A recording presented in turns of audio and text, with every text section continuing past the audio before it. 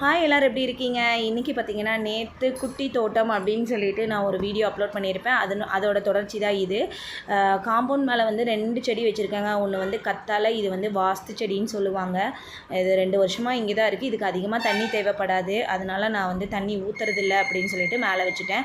கத்தாழை வந்து எனக்கு அதோடய பூவை பார்க்கணுன்னு ரொம்ப ஆசை. அதனால் வந்து அதில் எந்த லீஃபுமே பறிக்காமல் அப்படியே விட்டுருக்கேன். இது வந்து ஸ்னேக் பிளான்ட்ஸ் அப்படின்னு சொல்லுவாங்க. தமிழில் வந்து நாகதாளி செடி அந்த மாதிரி சொல்லுவாங்க. இது வந்து 3 வெரைட்டி வந்து வச்சுருக்கேன்.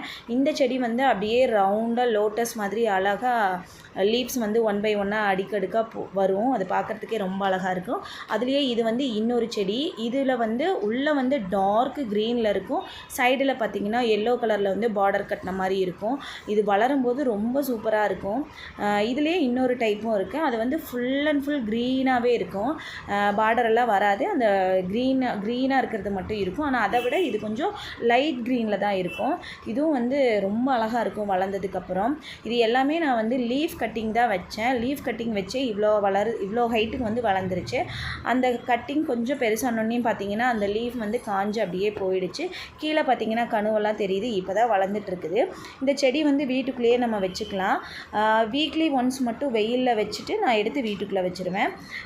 இன்னும் அப்படியே சொன்னேன் இல்லையா, அந்த லோட்டஸ் மாதிரி வர்ற செடி, அதில் வந்து 2 லீஃப் வச்சா 2மே நல்லாவே துளுத்துருச்சு. அதில் இன்னும் ஒன்று தான் இது. நேற்று தாங்க டப்பாலாம் ஆர்டர் போட்டு வந்துச்சு. அதனால் அந்த வேறு ஒரு தொட்டியில் வச்சுருந்தேன் இது எல்லாமே வளர்கிறதுக்காக. அதிலிருந்து நேற்று தான் எல்லாத்தையும் எடுத்து இப்படி வந்து மாற்றி வச்சுருக்கேன். அதனால் கொஞ்சம் டல்லாக இருக்குது. ஒரு 2-3 டேஸில் வந்து இது எல்லாமே நல்லா செட் ஆயிரும். இது பார்த்திங்களா, அது வளர்ந்தோன்னே எப்படி இருக்குன்னு நல்லா கெட்டியாக இருக்கும். இது வந்து ஏர் ப்யூரிஃபையர் அப்படின்னு சொல்லுவாங்க. காற்றை வந்து நல்லா சுத்தகரித்து கொடுக்குது அப்படின்னு சொல்லிட்டு. இது வந்து கார்பன் டை ஆக்சைடை உள்ளே இழுத்துக்கிட்டு நமக்கு வந்து ஆக்சிஜனை வந்து வெளியே தருது. அதனால் வீட்டில் எல்லாம் வளர்த்தா ரொம்ப நல்லதுன்னு சொல்லுவாங்க. பார்க்குறதுக்கும் ரொம்ப அழகாகவே இருக்கும்.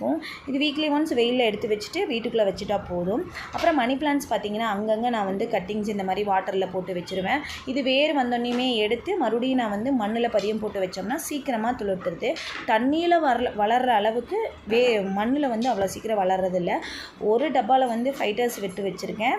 இன்னொரு டப்பாவில் பார்த்திங்கன்னா கப்பீஸ் வச்சுருக்கேன். அதுக்கு 2 சென்டரில் வந்து ஒரு குட்டியாக ஒரு டாய் ஒன்று வச்சுருக்கேங்க. பார்க்குறதுக்கு அழகாக இருக்குது அப்படின்னு சொல்லிட்டு டிவி டேப்பில் வந்து இப்படி தான் செட் பண்ணியிருக்கேன். கப்பீஸ் வந்து 2 தான் இருக்குது. நிறையானா விட்டுருந்தோம். அதில் பாதி எண்ணா வந்து எல்லாமே செத்து போயிடுச்சு. 2 தான் இருக்குது. அதில் 1 மட்டும் நல்லா பழகிருச்சு. ஃபைட்டர் வந்து நல்லாவே பழகிடும். நம்ம பக்கத்தில் போனாலே அப்படியே மேலால் வந்து படுத்துக்கும். அது அந்த மணி பிளான்ட்டோட லீஃபில் வந்து படுக்கிறத பார்க்குறதுக்கு அவ்வளோ அழகாக இருக்கும். இன்னொன்று பார்த்திங்கன்னா கிச்சனில் வச்சுருக்கேன். கிச்சனில் எப்போவுமே மணி பிளான்ட் வந்து வச்சுருவேன். மணி பிளான்ட்டுக்கு வந்து வீக்லி ஒன்ஸ் வந்து தண்ணி வந்து சேஞ்ச் பண்ணிடுவேன்.